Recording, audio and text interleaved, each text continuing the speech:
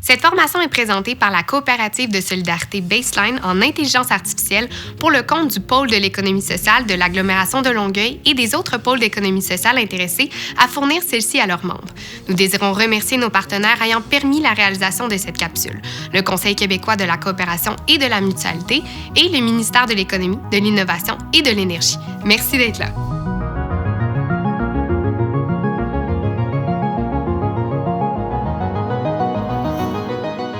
L'intelligence artificielle, ou encore IA, est un sujet très à la mode et qui fait beaucoup jaser dans l'actualité. Par contre, c'est un concept qui reste encore parfois nébuleux et lointain pour plusieurs. On croit qu'il y a un gain à faire comprendre et partager les bienfaits de l'IA à tous et particulièrement auprès d'acteurs comme vous dans le mouvement de l'économie sociale. Dans cette capsule, on va tenter de vous éclairer en répondant à 3 questions qu'on se fait régulièrement poser. L'intelligence artificielle, c'est quoi? Comment ça marche sans entrer dans des détails techniques et finalement, comment ça peut aider mon organisation. Pour répondre à cette dernière question, on va vous présenter 3 exemples concrets d'application. On espère que ça vous donnera des idées. Bonne formation!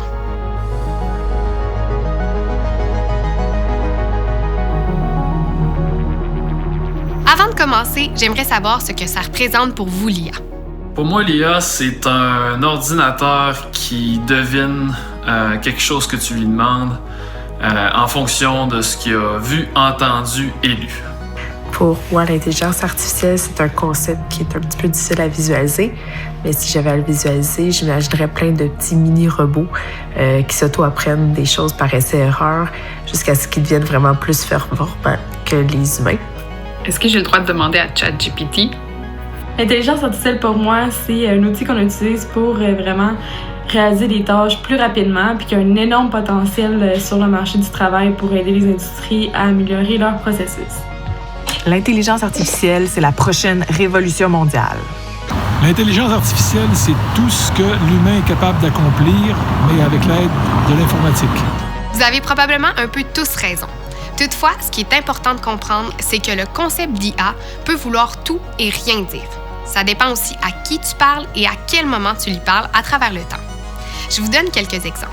En 1950, calculer des nombres très rapidement, comme par exemple pour déterminer la trajectoire des obus, c'était considéré de l'IA. En 1960, déterminer un itinéraire entre un point A et un point B, un peu comme Google Maps, c'était considéré de l'IA. On voit déjà qu'on est très loin de notre conception actuelle de l'IA. En 1980, un jeu d'échecs informatique à base de règles qui encodaient des stratégies de joueurs professionnels d'échecs était considéré de l'IA.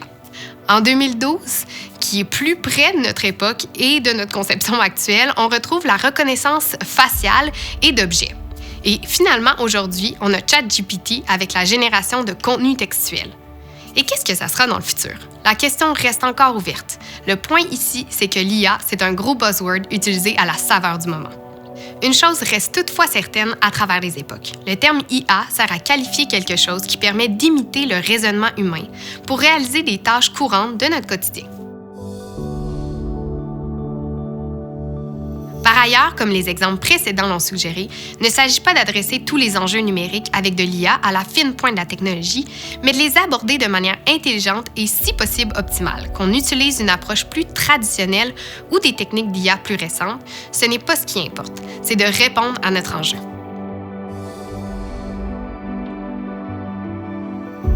L'IA est un grand regroupement de plusieurs domaines et techniques. Parmi ces domaines, on trouve l'apprentissage automatique qui vise à optimiser un modèle à partir de données. On se sert ainsi des données et de l'expérience acquise pour apprendre. Dans le domaine de l'apprentissage automatique, on a un sous-domaine qui s'appelle l'apprentissage profond. Quand vous entendez parler d'intelligence artificielle, ça fait fréquemment référence à l'apprentissage profond et à ses succès, où des réseaux de neurones sont utilisés pour imiter le raisonnement de notre cerveau.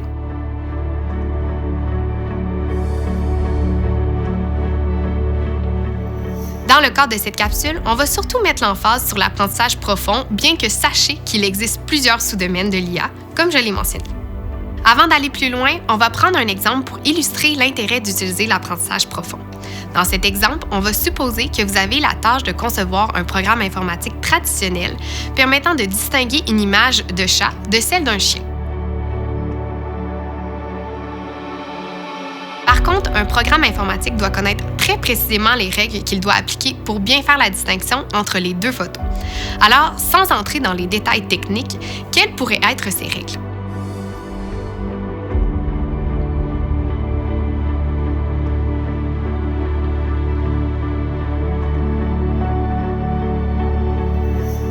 Le public dit généralement quelque chose comme « oreille pointue du chat versus oreille vers le bas du chien », une queue toutes les deux, des moustaches et l'autre pas. On vous demande maintenant d'appliquer votre programme informatique à davantage d'images de chats et de chiens pour minimiser les coûts de classification des images et les erreurs humaines. Vous l'avez deviné, les règles que vous avez identifiées ne s'appliquent plus. C'est à ce moment que d'utiliser l'apprentissage profond devient intéressant, justement pour sa capacité à apprendre des règles par soi-même, sans avoir besoin d'indiquer au programme quelles sont les règles à suivre. Génial, non? On va regarder un peu de terminologie pour vous aider à départager le jargon souvent employé en IA. Je vous ai parlé que les sous-domaines de l'apprentissage machine visaient à apprendre à partir de données. En fait, on a dans la plupart des cas besoin de deux types de données pour apprendre. D'un côté, on a des données en entrée, appelées aussi input, et de l'autre, des données en sortie, appelées aussi output. Les inputs sont une série d'exemples, ou plus précisément un jeu de données en entrée. Dans ce cas-ci, ce sont des images de chats, bien que ça aurait pu être autre chose, comme par exemple du son, du texte, des données d'un chiffrier Excel, mais gardons ça simple pour l'instant. L'autre sorte de données qu'on a besoin pour apprendre, ce sont les outputs, ou plus précisément des étiquettes. C'est ce qu'on connaît, c'est la vérité. En résumé, pour chaque image de chat en input, on a une étiquette chat. Finalement, ce qui lie les inputs au output, c'est notre modèle, c'est le programme qu'on apprend. C'est lui qui fait les liens entre les inputs et les outputs. On qualifie parfois le modèle de boîte noire pour éviter d'avoir à expliquer ce qu'il y a dans le modèle et éviter d'entrer dans les détails techniques. La boîte noire et le modèle, comme un réseau de neurones par exemple, sont essentiellement la même chose. Il est également à noter que le modèle n'apprend pas tout seul. C'est un algorithme d'apprentissage qui s'assure que son apprentissage se réalise de la bonne façon. Et les modèles d'IA, comme les réseaux de neurones, sont très puissants pour imiter et c'est ce qui a fait leur succès.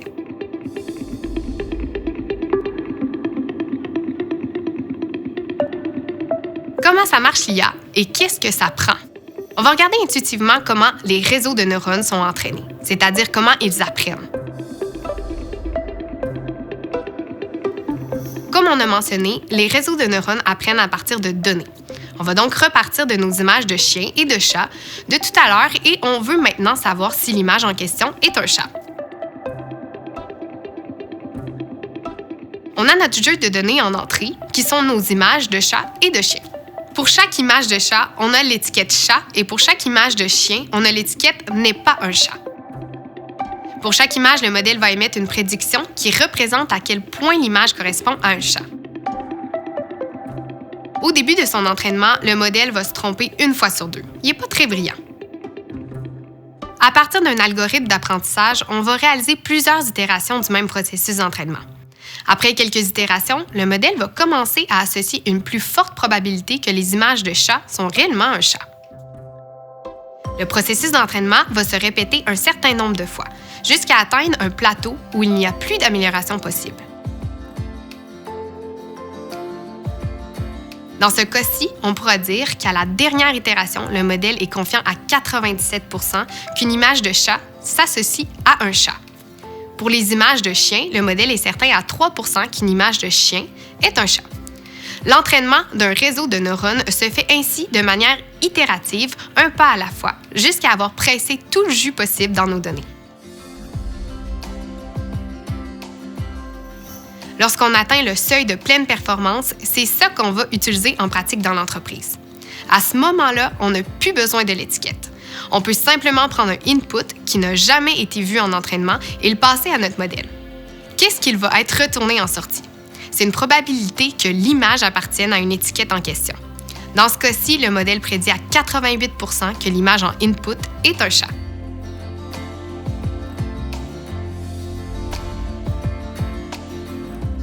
Il y a une multitude d'autres exemples que de prendre une image en entrée et retourner une étiquette en sortie.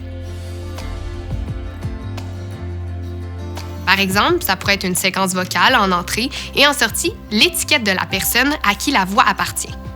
Le modèle est certain à 92% que la voix en entrée est celle de Johnny Cash. Ça pourrait être aussi des données standards d'un chiffrier Excel vers une valeur. Dans le cadre d'un pari sportif amical, on pourrait s'intéresser à savoir quel va être le pointage final entre les Panthers de la Caroline contre les Bears de Chicago en utilisant la position des joueurs, le nombre de parties gagnées, etc. et de recevoir l'estimation du pointage final en sortie. Dans ce cas-ci, les Panthers remportent la victoire 28-19 selon le modèle.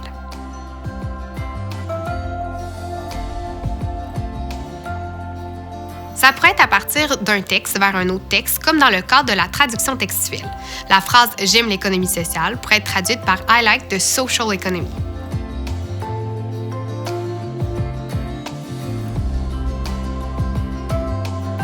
On va maintenant ouvrir juste un peu la boîte noire pour voir ce qu'a appris le réseau.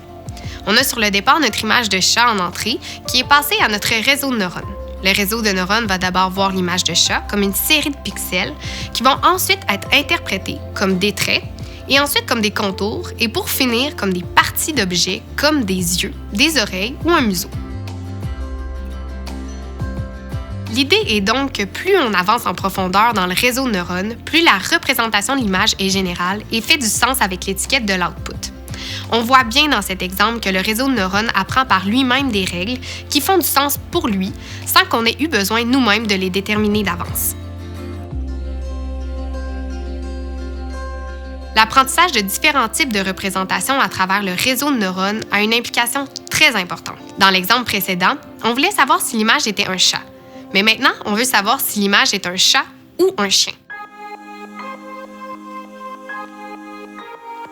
Parce qu'une image de chien est elle aussi composée de pixels, de traits, de contours et de parties d'objets. On peut donc se resservir des représentations apprises pour s'intéresser à d'autres problèmes. En ajoutant la nouvelle étiquette chien, on peut réutiliser une bonne partie de la connaissance acquise par le réseau qui, lui, était bon pour identifier des images de chats au lieu d'avoir à recommencer à zéro. Les réseaux de neurones sont ainsi parfois partiellement transférables d'un problème à un autre. Finalement, pour faire un projet en IA, on a besoin de certaines considérations. On va en parler de deux qui font souvent surface. Premièrement, ça prend de l'expertise. Notre problème ou encore la tâche qu'on vise à résoudre doit être bien définie. On doit connaître les facteurs qui ont une influence sur ce que l'on recherche. Ça prend donc des experts du domaine qui maîtrisent le sujet en question.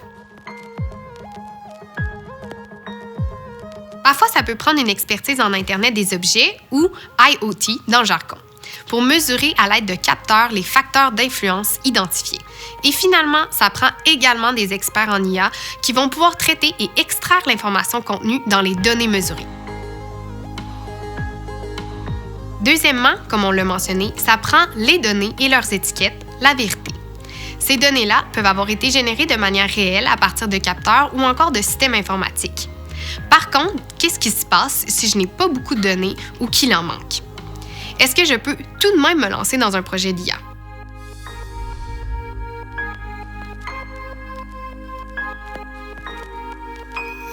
Dans plusieurs cas, c'est possible en générant des données artificielles, qu'on appelle aussi des données synthétiques. Ça peut faire économiser beaucoup de temps et d'argent. Je vais vous donner un exemple dans l'industrie forestière. Les abatteuses d'arbres du futur vont être équipées de caméras permettant d'identifier des arbres, de savoir si un arbre doit être coupé et de déterminer les points de coupe sur le tronc. Pour être en mesure de réaliser cette tâche-là, ça prend plusieurs milliers d'images où chaque image doit être segmentée, comme vous le voyez à l'écran, avec les points de coupe. Faire cette opération avec de vraies images impliquerait de demander à plusieurs dizaines d'opérateurs de marcher en forêt dans différentes conditions. Pluie, neige, brume, arbres avec de la mousse, sans mousse, pour prendre des photos et ensuite plusieurs centaines d'heures afin de segmenter chaque image. Ça prend beaucoup trop de temps. Alors en générant en quelques minutes plusieurs milliers d'images synthétiques à partir d'un simulateur, un peu comme un jeu vidéo, dans lequel il y a une forêt qui fait tout le travail à notre place, ça accélère beaucoup les choses. Les données synthétiques sont aussi très utilisées en santé pour générer des informations sur des patients artificiels qui n'existent pas, mais qui pourraient exister. Ça restreint ainsi l'accès à nos modèles à de l'information sensible et privée. En logistique et dans l'industrie manufacturière, des changements de processus peuvent avoir des répercussions majeures sur les opérations. Ça arrive ainsi fréquemment d'utiliser la simulation pour générer des séquences de données synthétiques, comme par exemple la répartition de stock entre des usines, des chaînes de montage ou des ateliers de travail.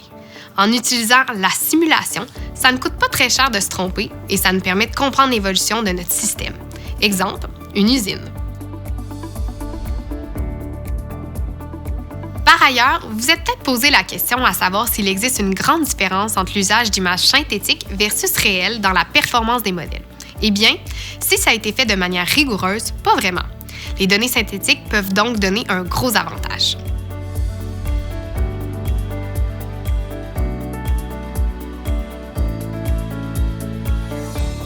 On a vu beaucoup de théories. Passons à la pratique en essayant d'intégrer certains concepts à des exemples de problèmes concrets.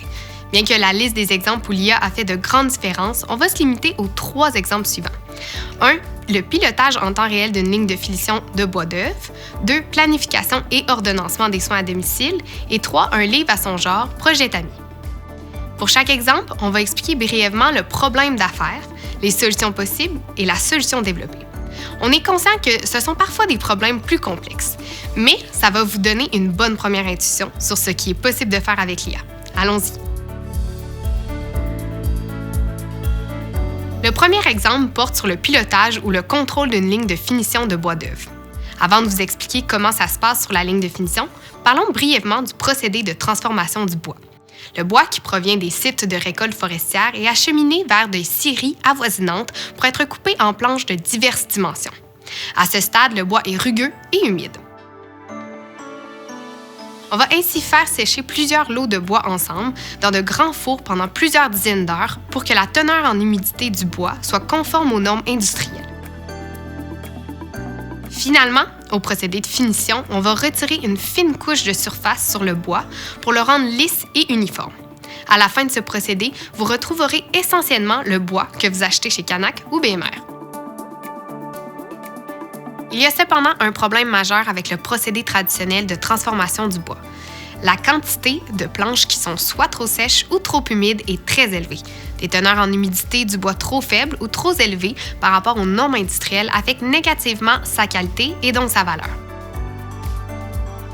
La source du problème vient du procédé de séchage traditionnel qui vise à sécher le bois en plusieurs lots, faisant en sorte que des planches, à certains endroits dans les fours, restent trop ou pas assez humides. Pour pallier cet inconvénient, FP Innovation et Hydro-Québec ont récemment conçu une nouvelle technologie permettant de faire du séchage d'appoint.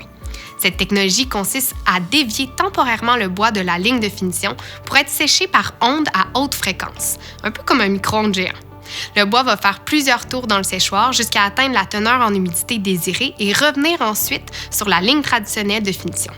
Avec cette technologie, le bois a ainsi moins besoin de sécher longtemps dans les fours industriels, il existe moins de planches trop humides et trop sèches et le séchoir procure un séchage sur mesure pour des besoins précis des clients. L'objectif de l'industriel, et qui est le nerf de la guerre des scieries, c'est d'augmenter le $/heure ou communément appelé le throughput. Cette technologie permet justement d'augmenter le throughput en améliorant la qualité et la valeur du bois.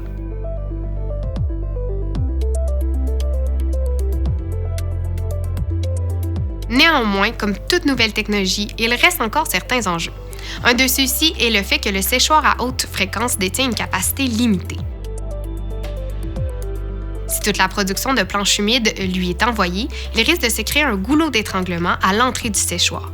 Certaines planches sont aussi parfois très humides et risquent de monopoliser du temps de séchage que d'autres planches moins humides auraient pu bénéficier. Par ailleurs, une approche trop sélective des planches fait en sorte que le séchoir à haute fréquence est sous-utilisé. Dans les deux cas, le throughput diminue et la technologie devient alors moins rentable que prévu. Par ailleurs, il y a des capteurs un peu partout qui nous donnent de l'information sur les caractéristiques des planches, comme la teneur en humidité, la valeur, la longueur, des défauts physiques, etc. Il faut prendre en considération cette information. L'état et le taux d'utilisation des équipements changent constamment et on doit considérer cette information pour éviter notamment des goulots d'étranglement. Les normes industrielles aussi sont à considérer et plein d'autres éléments. En résumé, il y a tout plein de critères à considérer pour maximiser le plus possible le throughput et c'est impossible que les opérateurs de ligne puissent les considérer simultanément. Puisqu'on ne peut pas sécher toute la production de bois humide, il faut savoir quelle planche envoyer au séchoir haute fréquence ou non, en considérant l'ensemble des critères, afin de maximiser le throughput. Il faut aussi le faire en temps réel parce que les lignes de finition traitent plusieurs milliers de planches par jour. On n'a pas le temps de prendre un café. La première étape qui a été faite par un membre de notre équipe était de modéliser la ligne de finition à partir d'un simulateur. Toutes les règles d'affaires, les équipements, les interactions complexes du séchage sur le bois et les déplacements du bois sur les convoyeurs ont été imités dans cette représentation numérique. Cette représentation est un très bon reflet de la réalité. Ça veut donc dire qu'on peut changer les choses sans danger et sans rendre nos clients mécontents. On a ensuite connecté au simulateur une composante intelligente d'IA qui a appris les séquences de décision optimales, c'est-à-dire la série de décisions d'envoyer une planche humide ou non au séchoir haute fréquence qui maximise le throughput. La composante intelligente peut ensuite être équipée sur les lignes réelles de finition. La composante amène des résultats très impressionnants. Premièrement, en plus de réduire le stress sur le dos des opérateurs, on parle de 20 à 40 % d'amélioration de la productivité du séchoir selon le contexte d'humidité, 20 % pour des contextes plus secs et 40 % si plus humides. Elle s'adapte également aux imprévus qu'elle n'a jamais vus auparavant et des changements de contexte. Par exemple, si plusieurs paquets de bois très humides entrent un à la suite de l'autre sur la ligne, la composante d'IA sera en mesure de savoir quoi faire. Les soins et l'aide à domicile sont des services nécessaires pour plusieurs individus au Québec. Néanmoins, en contexte de manque de personnel, il devient nécessaire de maximiser le temps accordé aux patients en réduisant le temps des aidants passés sur la route. Notre deuxième exemple vise la planification et l'ordonnancement des soins sur un territoire, c'est-à-dire quels patients on doit visiter et quand et dans quel ordre réaliser ces visites pour maximiser le temps du personnel à donner des soins et de l'aide. Si on suppose que dans une journée, il y a 100 membres qui requièrent des soins et que 10 employés sont disponibles pour donner ces soins, le nombre d'itinéraires possibles tourne autour d'un nombre que vous voyez à l'écran, mais ne me demandez pas de le prononcer. De ce nombre, il existe quelques solutions qui sont bonnes et une infinité qui sont mauvaises. Et même pour un ordinateur d'aujourd'hui ultra puissant, c'est impossible d'explorer toutes ces solutions. En fait, saviez-vous que le nombre d'atomes dans l'univers est estimé à 10 à la 82? Ce problème est donc infiniment plus grand que l'univers en soi. Et ça, c'est relativement courant chez les problèmes de planification et d'ordonnancement comme celui-ci. Le problème devient encore plus complexe lorsqu'on ajoute des contraintes. Par exemple, le niveau de criticité du soin fait en sorte que des soins plus critiques, comme celui de la prise de médicaments pour le diabète, devraient être priorisés par rapport à des soins qui le sont moins.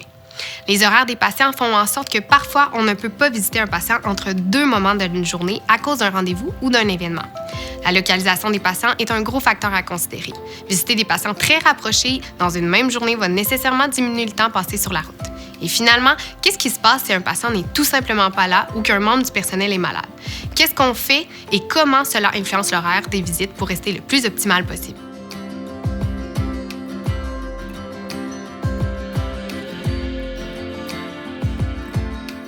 Il y a une technique d'IA qui porte le nom d'optimisation combinatoire et qui vise essentiellement à briser un problème pour retourner le plus rapidement possible une solution approximative qui soit bonne. Dans cette branche de l'IA, les programmes sont roulés à chaque fois qu'une nouvelle solution est nécessaire. Comme vous pouvez le voir sur la vidéo, la distance parcourue par les véhicules diminue progressivement au courant de la résolution du problème. Grosso modo, on parle généralement de gains entre 25 et 35 % pour ce type de solution par rapport à un humain qui réaliserait la tâche de planification.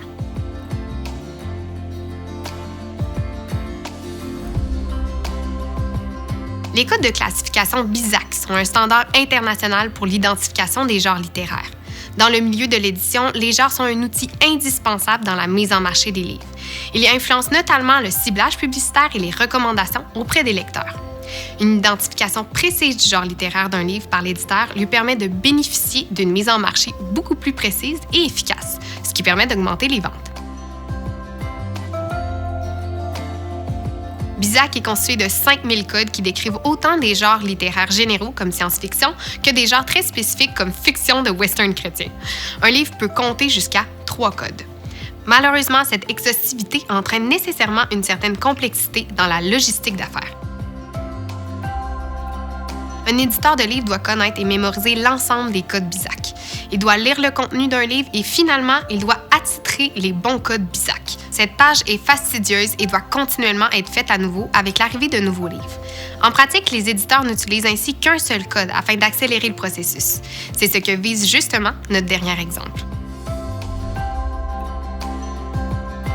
Pour un système informatique, la mémorisation des 5000 codes BISAC n'est pas un problème. Le système d'IA qui a été développé identifie automatiquement les codes les plus pertinents à partir du résumé du livre pour procéder à la bonne classification.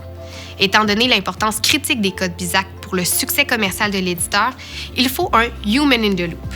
Le système émet donc une recommandation qui est ensuite validée par l'éditeur. La collaboration entre l'humain et l'intelligence artificielle a significativement permis d'améliorer le processus d'attribution des codes BISAC. Dans 90% des cas, le système recommande en premier lieu le code favorisé intuitivement par l'éditeur, ce qui a démontré sa haute fiabilité. La recommandation de plusieurs codes par le système augmente aussi la complétude de la description du livre, et tout ça se fait pratiquement en un claquement de doigts. Dans cette capsule, on a répondu à 3 questions. Qu'est-ce que l'IA? Comment ça marche et comment ça peut m'aider? On a seulement effleuré la surface de l'IA et on souhaite que cette capsule vous ait donné envie d'en savoir plus sur le sujet.